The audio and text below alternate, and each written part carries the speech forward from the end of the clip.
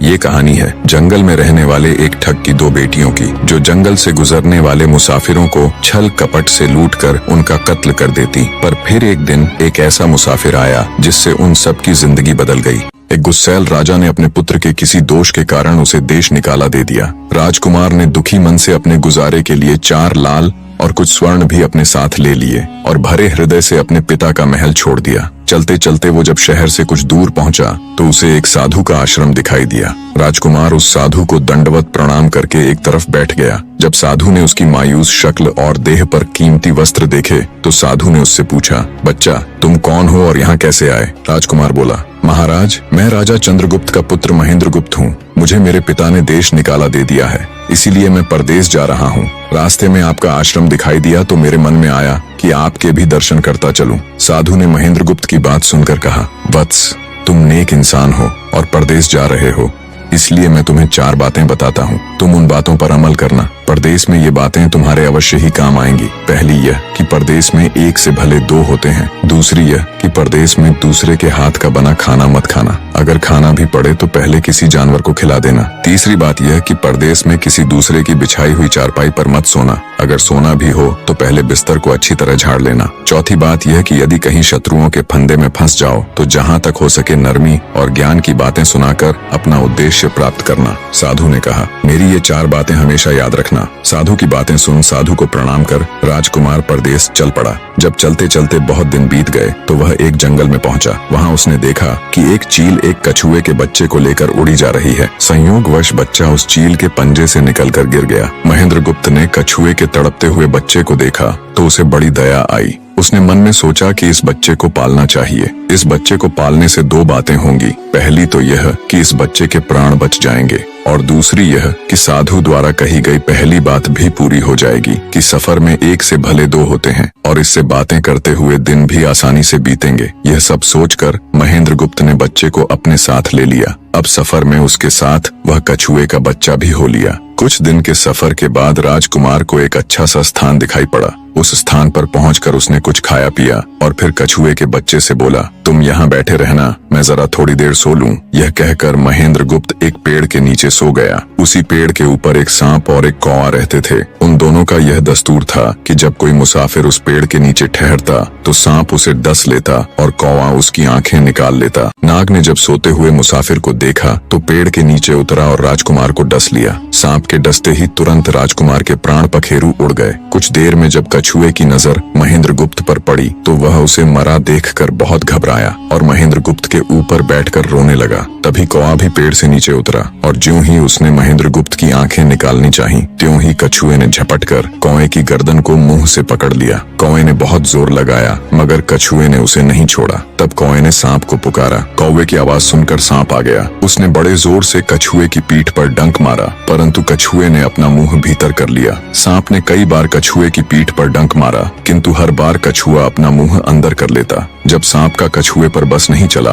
तो उसने कछुए से प्रार्थना की कि तुम मेरे मित्र को छोड़ दो। यह सुनकर कछुआ बोला, नहीं, तूने मेरे मित्र को डसा है, अब मैं भी तेरे मित्र की जान लूंगा। तू मेरे मित्र को छोड़ दे तो मैं तेरे मित्र को जीवित कर दूंगा। यह कहकर सांप ने काटी हुई जगह पर मुंह रखकर महेंद्रगुप्त के शरीर से विष खींच लिया और बोला, अब तो मेरे मित्र को छोड़ दे। कछुए ने जब राजकुमार को देखा कि उसे थोड़ा होश आ रहा है और उसका जहर उतर रहा है तो उसने कौवे को छोड़ दिया। जब महेंद्रगुप्त को होश आया तब कछुए ने उसे सांप के डसने का सारा हाल सुनाया। कछुए की बात सुनकर तुरंत महेंद्रगुप्त के मन में साधु की बताई पहली बात खटकी। सोचा, साधु की एक बात तो काम आई कि एक से भले 2 होते हैं। मन ही मन उसने साधु को धन्यवाद दिया और आगे बढ़ चला। चलते चलते कुछ दिनों के बाद जब वे समुद्र के किनारे जा पहुंचे तब कछुए के बच्चे ने कहा, मित्र, मेरा देश आ गया है। यदि तुम कहो तो मैं अपने माता पिता से मिलाऊं। उनसे बिछड़े बहुत दिन हो गए हैं, वे बहुत दुखी होंगे। महेंद्रगुप्त ने उसे जाने की आज्ञा दे दी और स्वयं रात को वहीं समुद्र के किनारे उस जंगल में ठहर गया। जिस जंगल में राजकुमार ठहरा हुआ था उसी जंगल में वहाँ से कुछ दूर ही एक ठग का परिवार रहता था। ठग के 2 लड़कियां और 4 बेटे थे। उसकी बड़ी बेटी ज्योतिष विद्या जानती थी। जब भी कोई राहगीर, कोई यात्री उस जंगल से गुजरता और उसके पास कुछ कीमती होता तो ठग की बड़ी बेटी अपनी विद्या से जान लेती देती थी। आज फिर से उसे बहुत दिनों बाद बहुत से खजाने की महक आई। उसने अपने पिता से कहा, ऐसा प्रतीत होता है कि इस जंगल में एक पथिक आया हुआ है। उस पथिक के पास 4 लाल हैं। यदि तुम लोग उस पथिक को यहाँ ले आओ तो उससे लाल लेना मेरा काम है। यदि वे लाल हमको मिल जाएं तो हम जन्म भर के लिए निहाल हो जाएंगे, परंतु उस पथिक को मारना मत, उसे जीवित ही पकड़ लाओ। ठग अपने बेटों के साथ तुरंत उसकी तलाश में निकल पड़ा। वे थोड़ी ही दूर चले होंगे कि उन्होंने देखा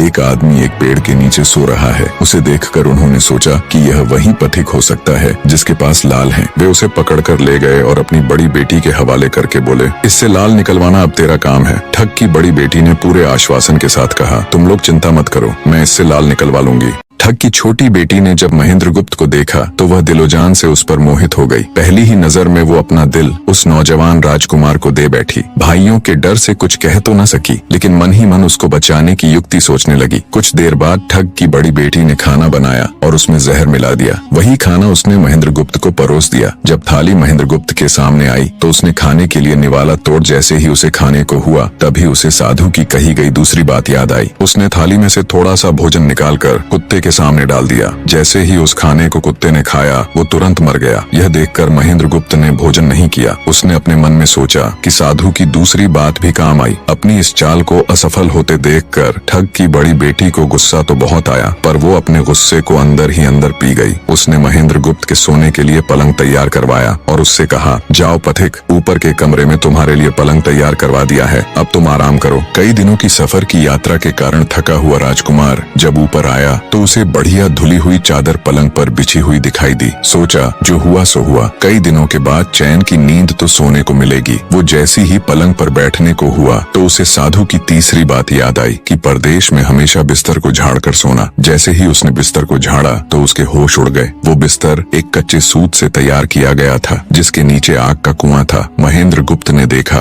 कुएं के अंदर बड़े बड़े आग के अंगार धधक रहे हैं। सोचा साधु की तीसरी बात भी काम आई। उसने एक बार फिर मन ही मन साधु का धन्यवाद किया और पास पड़ी एक टूटी हुई चारपाई पर लेट गया। थोड़ी देर पहले जो राजकुमार चैन की नींद लेने की सोच रहा था, अब नींद उसकी आंखों से कोसों दूर थी। अब तो उसे अपनी जान के लाले पड़े थे। सोचने लगा, आज की रात बचना बहुत कठिन है। तभी ठग की छोटी बेटी मौका पाकर आई और कहने लगी, हे प्रिय, मैं तुम पर दिलोजान से न्यौछावर हूँ, परंतु आज की रात मेरे वश में कुछ नहीं है। आज की रात मेरी बड़ी बहन की बारी है। जिस तरह भी हो सके बस आज की रात मेरी बहन से अपने प्राण बचा लो, कल मेरी बारी है। हे स्वामी, मैं तुम्हारी दासी हूँ, मैं तुम्हें साफ बचा लूंगी। इतना कहकर ठग की छोटी बेटी चली गई। जब सब लोग खाना खा चुके तो ठग की बड़ी बेटी ऊपर बने कमरे में चली। सोचा अब तक तो पथिक जलकर राख बन चुका होगा, पर जैसे ही वो कमरे के अंदर आई और देखा कि पथिक तो बिल्कुल सही सलामत टूटी हुई चारपाई पर लेटा हुआ है तो उसके क्रोध की कोई सीमा न रही। तुरंत उसने कटार निकाली और क्रोध से बोली, हे पथिक, या तो अपने 4 लाल मुझे अभी के अभी दे दे, वरना मैं तुझको मार डालूंगी। उसी समय महेंद्रगुप्त को साधु की चौथी बात याद आई कि कहीं शत्रुओं के फंदे में फंस जाओ तो जहाँ तक हो सके नरमी और ज्ञान की बातें सुनाकर अपना उद्देश्य प्राप्त करना। उसने सोचा कि आज रात बचना मुश्किल है, पर साधु की चौथी बात भी आजमानी चाहिए। महेंद्रगुप्त ने यह सब सोचकर लड़की से कहा, मेरे पास लाल नहीं है। यदि तू मुझको मारेगी तो वैसे ही पछताएगी जैसे बंजारा अपने कुत्ते को मारकर पछताया था। लड़की गुस्से में बोली, कौन बंजारा और कौन सा कुत्ता, क्या बक रहे हो तुम? तब राजकुमार बोला, तुम नहीं जानती तो सुनो लड़की, एक बंजारा था जिसने एक कुत्ता पाल रखा था। वो कुत्ता बहुत समझदार था जिसे बंजारा अपनी औलाद से भी ज्यादा प्यार करता था। एक समय ऐसा आया कि एक कातक नाम की भयंकर बीमारी के चलते बंजारे का सारा परिवार उस बीमारी की भेंट चढ़ गया और बंजारे की करोड़ों की संपत्ति भी बिक गई। दुखी बंजारा अपने कुत्ते को लेकर आगरा में एक साहूकार के पास जाता है और साहूकार को 10,000 के बदले अपना कुत्ता गिरवी रखने को बोलता है। उस समय 10,000 एक बहुत बड़ी रकम होती थी। पहले तो बनिए ने बंजारे को मना कर दिया, पर फिर कुछ सोचकर उसने बंजारे को 10,000 रुपए दे दिए। कुछ ही समय बीता था कि एक रात सेठ के घर डाकू घुस गए। बंजारे का कुत्ता सब हरकत देख रहा था। सोचा, भौंकूंगा तो परिवार के सब लोग उठ जाएंगे और ये डाकू उनका भी कत्ल कर देंगे। वो चुपचाप बस उनको देखता रहा। जब डाकू सेठ के घर चोरी किए हुए धन को लेकर चल पड़े तो कुत्ता चुपचाप उनके पीछे पीछे हो लिया। सेठ के पास इतना धन था कि डाकू उसे निकाल तो लाए, पर अब उनसे वो लेकर चला भी नहीं जा रहा था। दिन भी निकलने के करीब हो चला था। डाकुओं ने सोच विचार कर उस धन को एक तालाब के अंदर छिपा दिया। सोचा बाद में आराम से निकाल ले जाएंगे। कुत्ता डाकुओं की सब करामात देख चुपचाप वापस घर चला गया। सुबह हुई तो सेठ के घर कोहराम मच गया। पता चला कि चोर सारा धन निकाल ले गए। सेठ का रो रो कर बुरा हाल था। आसपास के लोग उसे दिलासा दे रहे थे। सेठ ने रोते रोते कहा, मैंने सुना था बंजारे का कुत्ता बहुत समझदार है, पर ये नमक हराम तो एक बार भौंका तक नहीं। तभी बंजारे का कुत्ता उस सेठ की धोती पकड़कर खींचने लगा। कुत्ते की हरकत देख पास खड़े एक समझदार व्यक्ति ने सेठ से कहा, सेठ जी, ये कुत्ता कुछ कहना चाहता है, हमें इसकी सुननी चाहिए। और सभी लोग कुत्ते के पीछे पीछे हो लिए। सबको लेकर कुत्ता उसी तालाब के पास पहुंच गया जहां रात को डाकुओं ने सारा धन छिपाया था, और तालाब में घुसकर अशर्फियों से भरी थैली अपने मुंह में दबाकर बाहर आया। तुरंत सेठ के नौकर उस तालाब में कूद गए और चोरी किया हुआ सारा धन बरामद कर लिया। सब देख सेठ आंखों में अश्रु लिए कुत्ते से कहता है, मुझे माफ कर देना, मैंने तुम्हें बहुत बुरा भला कहा। सेठ ने वही कागज मंगवाया और बंजारे के नाम चिट्ठी लिखी, भाई बंजारे, तेरे कुत्ते ने मेरे 10,000 पूरे कर दिए। मैं तेरे कुत्ते को तेरे पास भेज रहा हूँ। अगर तुझे और भी 10, 20, 50 हजार की जरूरत हो तो मेरे पास आकर ले जाना। इतने समझदार कुत्ते को मेरे पास छोड़ने के लिए तहे दिल से तुम्हारा धन्यवाद। बनिया चिट्ठी कुत्ते के गले में टांग उसे नम आंखों से विदाई देता है। कुत्ता घूमता घूमता जब 4-5 दिन बाद बंजारे के पास पहुंचता है तो कुत्ते को आता देख बंजारे के तन बदन में आग लग जाती है। कहता है, मैं तुझे बनिए के पास गिरवी रख कर आया था और तू वहाँ से भाग आया। तूने मेरी बेइज्जती करवा दी। गुस्से में अंधा हुआ बंजारा तुरंत पिस्तौल निकाल कुत्ते को गोली मार देता है और सिर पकड़कर वहीं बैठ जाता है। कुछ देर बाद जब उसकी नजर कुत्ते के गले में टंगी हुई पर्ची पर पड़ी तब बंजारा वो पर्ची निकाल उसे पढ़ता है। पर्ची पढ़ते ही बंजारा फट पड़ता है। वो दहाड़े मार मार खून के आंसू रोता है। पर अब भला क्या हो सकता था। बंजारे की कहानी सुना महेंद्र गुप्त ठग की बेटी से कहता है, एक और कहानी सुनो लड़की। एक राजा के पास एक बहुत समझदार पढ़ाया हुआ तोता था। वह बड़ा चतुर था। एक दिन राजा तोते को अपने साथ गंगा स्नान को ले गया और उसको घाट पर बैठाकर स्वयं स्नान करने लगा। तभी तोते की नजर अमर फल पर पड़ी जो पास ही नदी में बहता हुआ आगे बढ़ा जा रहा था। वह उसको नदी से बाहर निकाल लाया और राजा के आने पर उसको वह अमर फल देता हुआ बोला, महाराज, यह अमर फल है, इसे खा लीजिए। राजा ने कहा, मैं अकेला अमर फल खाकर क्या करूंगा, अपने बाग में लगा दूंगा। जब इसमें फल लगेंगे तब सब कुटुंबियों को खिलाकर अमर कर दूंगा। गंगा स्नान से लौटकर राजा ने वह फल माली को देकर कहा, इस फल को बाग में लगा दो। थोड़े ही दिनों में पेड़ फल फूल गया, उसमें फल लगने लगे। एक दिन एक फल पककर पेड़ से गिरा तो उसे सांप ने सूंघ लिया, जिससे वह जहरीला हो गया। अनजान माली वह अमर फल लेकर राजा के पास आया। राजा फल को देखकर बहुत खुश हुआ और कुछ सोचकर वो फल पहले कुत्ते को खाने को दिया। क्योंकि राजा बड़ा नीतिवादी और विचारवान था, वह जानता था कि बिना सोचे समझे किसी भी वस्तु को खाना ठीक नहीं होता। राजा ने ज्यों ही वह फल कुत्ते को खिलाया, कुत्ता मर गया। यह देखकर राजा ने क्रोधित होकर अपने तोते से कहा, बेईमान तोते, तू हमें जहर देकर मारना चाहता था। ये कहकर राजा ने क्रोध में आकर तोते को मार डाला और माली से कहा, इस पेड़ के चारों ओर घेरा डाल दो जिससे कोई इसका फल न खा सके।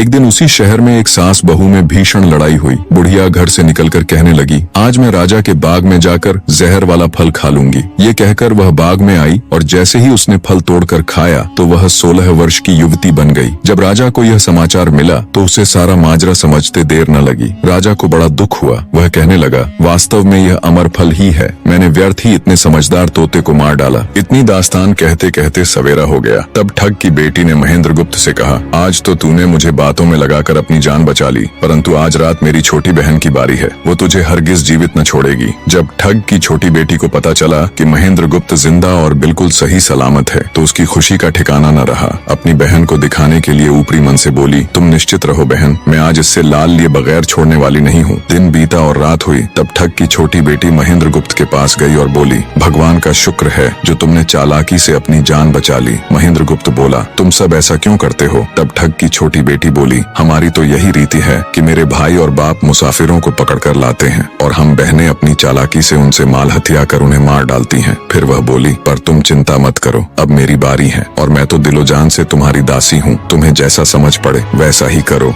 यह सुनकर महेंद्र गुप्त बोला, प्रिय, तुम भी मुझे देखते ही पसंद आ गई थी। दिल करता है कि हर पल तुम्हारे पास ही रहूं। तुम अपनी बड़ी बहन की तरह नहीं हो, तुम एक नेक दिल औरत हो, तुमसे मेरा कुछ भी छिपा हुआ नहीं है। उसकी बात सुनकर ठग की बेटी ने कहा, तुम कहते हो कि मुझसे कुछ भी छिपा नहीं है, तो फिर वे लाल कहाँ हैं? महेंद्र गुप्त ने कहा, वो चारों लाल मेरी जांघ में हैं, अगर तुम निकालना चाहो तो निकाल लो। राजकुमार की बात सुन ठग की छोटी बेटी बोली, प्यारे वो लाल तुम्हें ही मुबारक हो। मैं तो तुम्हारी दासी हूँ, तुम्हारे दर्शनों की प्यासी हूँ, मुझे तुम्हारे सिवाय और कुछ नहीं चाहिए। ये सुन महेंद्र गुप्त बोला, जो कुछ तुमने कहा है वह तो सब ठीक है, लेकिन ये प्यार और प्रेम की बातें सब धरी रह जाएंगी जब हमारे शरीर में प्राण ही नहीं रहेंगे, क्योंकि जब तुम्हारे बाप और भाइयों को इसका पता लगेगा तो हम दोनों की खैर नहीं। तब ठग की बेटी बोली, तुम चिंता मत करो, मेरे पास इसका भी उपाय है। आज रात को सबके सोने के बाद हम यहाँ से भाग चलेंगे और कहीं बहुत दूर रहेंगे जहाँ कभी मेरे भाई और बाप पहुँच न सके। महेंद्र गुप्त बोला, पर ये सब होगा कैसे? बोली, यहाँ से निकलने का एक ही उपाय है। मेरे पिता के पास 2 ऊँटनियाँ हैं, उनमें से एक तो दिन भर में 60 कोस चलती है और दूसरी दिन भर में 100 कोस चलती है। तुम उनमें से बड़ी वाली को खोल लाना, तब तक मैं हम दोनों के लिए कुछ धन बांध कर रख लूंगी। जब आधी रात हुई तब महेंद्र गुप्त ऊँटनी को खोलने चला गया। महेंद्र गुप्त ऊँटनी ले तो आया, मगर जल्दबाजी के कारण वह बड़ी के स्थान पर छोटी को ले आया। ठग की बेटी बहुत सा माल लेकर ऊँटनी पर बैठ गई और दोनों चल दिए। ऊँटनी जब चलते चलते 60 कोस पहुंची तो जंगल में रुककर खड़ी हो गई। बीच जंगल में ऊँटनी को खड़ी देखकर महेंद्र गुप्त और ठग की बेटी के होश उड़ गए। ठग की बेटी बोली, अनर्थ हो गया, तुम रात के अंधेरे में बड़ी ऊँटनी की जगह छोटी को ले आए। मेरे पिता और भाई आते ही होंगे, वो हमें नहीं छोड़ेंगे। इधर जब सवेरा हुआ तो ठग ने देखा कि उसकी बेटी और मुसाफिर दोनों गायब हैं। उसने सोचा कि निसंदेह वह बदमाश मेरी बेटी को भगा ले गया है। तबेले में जाकर देखा तो पाया कि छोटी ऊँटनी गायब है और बड़ी वहीं है। सोचा ज्यादा दूर नहीं गए होंगे और ऊँटनी पर सवार होकर उसने उसे तेजी से दौड़ा दिया। थोड़ी ही देर में जंगल में उस स्थान पर जा पहुंचा जहां महेंद्र गुप्त और उसकी बेटी ठहरे थे। महेंद्र गुप्त ने जब उसको आते देखा तो बहुत घबराया और कहने लगा, देखो तुम्हारा पिता आ रहा है, अब उससे प्राण कैसे बचेंगे? लड़की ने कहा, घबराओ मत और जो मैं कहती हूँ उसे ध्यान से सुनो। जाओ, जाकर उस पेड़ पर चढ़ जाओ। जब मेरा बाप तुम्हें पकड़ने के लिए आएगा और पेड़ पर चढ़ेगा तो मैं चुपके से बड़े वाली ऊँटनी पर चढ़कर उसको तुम्हारी डाल के नीचे खड़ा कर दूंगी। तुम कूद कर उस पर बैठ जाना, इस प्रकार हम दोनों बचकर साफ निकल जाएंगे। यह सुनकर महेंद्र गुप्त तुरंत पेड़ पर चढ़ गया। तब तक ठग भी वहां आ पहुंचा। पिता को देख उसकी बेटी ने फंड करते हुए कहा, पिताजी ये दुष्ट मुझे धोखे से यहाँ भगा लाया, आप इसे छोड़ना नहीं। ये सुन गुस्से से तिल मिलाया ठग महेंद्र गुप्त को पेड़ पर चढ़ा देखकर ऊँटनी से उतरा और उसे पकड़ने के लिए पेड़ पर चढ़ने लगा। बाप के ऊँटनी से उतरते ही मौका देख ठग की बेटी ऊँटनी पर चढ़कर उसे महेंद्र गुप्त की डाल के नीचे पेड़ के पास ले आई। महेंद्र गुप्त तुरंत कूद कर उस पर बैठ गया। महेंद्र गुप्त के बैठते ही ठग की बेटी ने ऊँटनी को दौड़ा दिया। ठग हाथ देखता रह गया। ठग की बेटी और महेंद्र गुप्त कई दिनों का रास्ता तय कर एक शहर में पहुंचे और दोनों वहीं बस गए। वहां महेंद्र गुप्त ठग की बेटी के साथ आराम से दिन गुजारता रहा और जब उसके देश निकाले की अवधि पूरी हो गई तब वह उसको लेकर अपने राज्य चला गया और उसके साथ शादी कर हंसता खेलता जीवन व्यतीत किया।